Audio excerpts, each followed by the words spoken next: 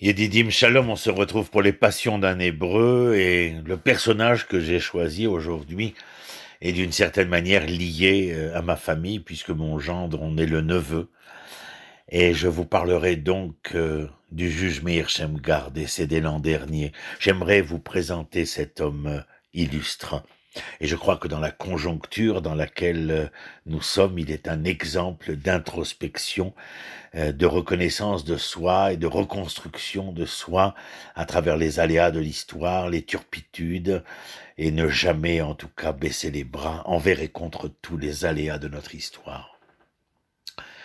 La vie de Meir Shamgar résume l'histoire de l'État d'Israël. Il est né sous le nom de Meron Sternberg en 1925 à Danzig, aujourd'hui la ville de Gdansk en Pologne. Et il a grandi dans cette ville qu'on appelait ville libre où la majorité des habitants étaient allemands. Les choses empirèrent lorsque les nazis arrivèrent au pouvoir en Allemagne en 1933. C'est alors que les parents de Shamgar en 1938 décidèrent de partir, de quitter la Pologne. À cette époque, c'était encore possible. Leur destination, tout naturellement la Palestine. La famille Sternberg est arrivée à Haïfa en 1939. Le jeune Meron a estimé qu'il était rentré chez lui. C'était le bon endroit pour lui. En Israël, Meron a préféré s'appeler Meir. Il avait grandi dans une maison révisionniste qu'on appelait et était actif dans le mouvement de jeunesse du Bétar à Danzig, alors que des camarades de classe lui ont suggéré immédiatement, après ses premiers pas en Israël, de rejoindre la résistance armée au sein de l'Irgun Tzvai Leumi, qui sera dirigé par le célèbre Menachem Begin. Meir n'a eu aucune hésitation. Il s'est engagé. Tellement engagé qu'en 1944, il est arrêté pour activité anti-britannique et envoyé dans un centre de détention en Érythrée, l'Éthiopie. Là, il commença à étudier le droit par correspondance avec l'Université de Londres. Des années plus tard, Shamgar déclara qu'il avait une vision ambivalente des Britanniques. D'une part, il les détestait. Ils l'ont privé de liberté, l'ont exilé en Afrique, loin de sa famille et de son foyer, mais d'un autre côté, ils lui ont permis d'étudier ce qu'il avait toujours voulu étudier, savoir connaître, c'est-à-dire le droit. Et ils l'ont doté d'une profession à vie dans laquelle il excellera. Le fait qu'il soit prisonnier ne fit aucune différence pour les autorités universitaires anglaises. Ils étaient justes. Les examens étaient les mêmes que ceux de Londres. Les notes n'étaient pas biaisées. Shamgar a apprécié cette qualité au Royaume-Uni. En juillet 1948, Sternberg et ses codétenus seront libérés et on leur permettra de retourner dans le tout nouvel État d'Israël. Meir a alors rejoint les forces de défense israéliennes, les débuts de Tzahal, en tant que procureur militaire. Rejoindre l'armée était un rêve devenu réalité. L'armée israélienne allait fournir une structure, une hiérarchie, une sécurité, des opportunités à Sternberg, qui va par la suite changer son nom pour Shamgar. Et devinez pourquoi.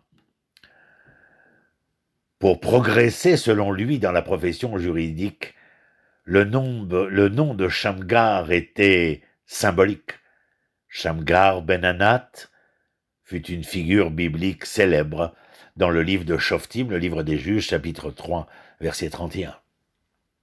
C'est à l'armée qu'il rencontra sa première femme, Geoula Navé. Ils se sont mariés en 1955. En 1956, il fut nommé avocat général militaire adjoint et est très vite devenu avocat général militaire en 1961. Il s'agissait là de la position juridique la plus élevée dans l'armée israélienne. Dans ce rôle, les qualités de Shamgar ont été reconnues non seulement par l'élite militaire, mais aussi par l'élite politique. Il était droit comme un pic, pédant et minutieux, travailleur, décisif et juste, un centralisateur qui prenait ses responsabilités, une personne qui n'arrondissait point les angles et qui s'exprimait ouvertement et exprimait son opinion. Il était honnête, mesuré, concentré, un commandant de confiance qui montra l'exemple. Dans l'armée en constante expansion, chargée de sécuriser les frontières israéliennes en période de turbulence, Shamgar a très vite compris la capacité qu'il y avait à identifier les failles au sein du système militaire et de concevoir des mécanismes pour les supprimer et améliorer la stature juridique de l'armée d'Israël. Ses critiques furent toujours constructives. Pour lui, la loi est la loi, la même, lorsqu'elle concerne les généraux. En 1963, il jeta les bases de l'infrastructure juridique d'Israël au cas où Israël viendrait à occuper la Cisjordanie et Gaza. Certains soutiennent que cela montre qu'Israël avait prévu depuis longtemps la reconquête des territoires ancestraux. Mais dans l'une de ces conversations, la question lui fut posée. Il n'y a bec et ongle de telles assertions. Il a tout simplement expliqué qu'en tant que chef de l'appareil juridique militaire, il s'était assuré de prévoir tout développement éventuel. Les documents qu'il avait préparés étaient donc des plans de probabilité et non des plans opérationnels. Il voulait s'assurer que l'armée serait prête à tout scénario susceptible de se produire. Entre 1968 et 1975, Shamgar a été conseiller juridique du gouvernement. Il a réformé l'organisation de ce cabinet, structuré, rationalisé son travail, rédigé des règlements clairs que tous les conseillers juridiques des bureaux du gouvernement devaient accepter et respecter. Il a examiné les lois et les procédures juridiques et fourni des conseils au Premier ministre et au ministère. Pendant le mandat de Shamgar, le bureau du conseiller juridique du gouvernement a gagné en stature et en importance. Golda Meir, Yitzhak Rabin, Yigal Allon et d'autres hauts responsables politiques lui ont souvent demandé conseil. Tout en n'étant pas toujours d'accord avec Shamgar, il souhaitait écouter ses opinions juridiques raisonnables et réfléchies. Meir Shamgar était particulièrement fier de sa décision de donner aux Palestiniens de Cisjordanie et de Gaza la possibilité de faire directement appel à la Cour suprême lorsqu'ils avaient des griefs contre l'État et l'armée. Il voyait cela comme un droit humain fondamental. Les hommes demeurent des humains peu importe où ils résident. Ils ont droit à la justice israélienne car ils sont régis par l'État d'Israël. En 1975, il est nommé à la Cour suprême. 8 ans plus tard, en 1983, sa femme décéda des suites d'un cancer à l'âge de 50 ans. Cette même année, Shamgar devient le président de la Haute Cour de justice, poste qu'il occupera pendant 12 ans, jusqu'en 1995. Il a présidé une équipe talentueuse de juges qui ont travaillé ensemble en harmonie, même en cas de désaccord entre eux. Il a rédigé des dizaines de jugements sur un large éventail de questions touchant à tous les aspects importants du droit. Dans le même temps, il a consacré une intense réflexion à penser, imaginer un nouveau bâtiment pour la Cour. Shamgar pensait que le bâtiment de la Cour suprême dans le complexe du quartier russe à Jérusalem n'était pas adapté pour rendre la justice. Sa structure et son emplacement ne correspondaient ni aux besoins du tribunal, ni à son statut particulier. Israël devait disposer d'un bâtiment distinct et attrayant pour cette importante institution. Sous sa direction, un impressionnant bâtiment de la Cour suprême a été construit entre 1989 et 1992. À mon avis, il s'agit de l'un des plus beaux édifices de Jérusalem. Il serait d'ailleurs très approprié de nommer le bâtiment aujourd'hui à la mémoire de Meir Shamgar Zichrono Livracha. En 1996, il a reçu le prix d'Israël pour l'ensemble de sa carrière et sa contribution singulière à la société. Shamgar a également présidé plusieurs commissions d'enquête officielles, notamment celle sur le massacre de la tombe de Hebron des patriarches. En 1994, l'assassinat en 1995 du premier ministre Yitzhak Rabin et la pétition contre Tsahal en 2000 par des commandos navals atteints de cancer pour leur avoir ordonné de pratiquer la plongée dans la rivière du Kishon qui était contaminée. Le projet le plus important du juge Shamgar durant ces dernières années fut de tenter d'élaborer une constitution pour Israël. En 2005, après plusieurs années de délibération avec de nombreuses parties prenantes, il a présenté à la Knesset une constitution par consensus, un document sans précédent, incarnant les compromis difficiles et nécessaires à un ordre constitutionnel. L'idée, cependant, n'a jamais été concrétisée, et Shamgar a continué de revendiquer jusqu'à la fin de sa vie, en tout lieu et de tout temps, le besoin de cette constitution. Il écrit le moyen le plus parfait pour sauvegarder en Israël les droits et devoirs, obligations et limitations, prescriptions et normes, et de les définir clairement par écrit et dans ce contexte, dans une constitution écrite et complète. Il est de coutume de publier une collection d'écrits une collection d'écrits qui vient rapporter le cours de la vie en l'honneur de la personne reconnue et respectée, surtout lorsqu'un juge se retire de la Cour suprême. Quand Shamgar a pris sa retraite, ses amis et collègues ont organisé ce que l'on a appelé The Shamgar Book Essay in Honor of President Meir Shamgar, qui comprend 5 volumes et publié en 2003.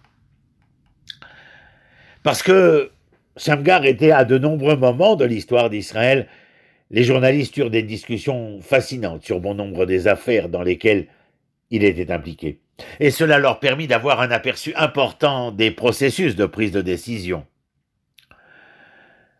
Discussions autour de la liberté d'expression, des droits de l'homme, du droit international, de la disqualification des partis politiques, des détentions administratives, des droits des Palestiniens, des droits des femmes, de l'État, de la religion, du multiculturalisme et des affaires du Shabak, le service de renseignement intérieur, des guerres israélo-arabes, de l'arbitrage actif, de la séparation des pouvoirs, de la démocratie israélienne et bien d'autres problèmes.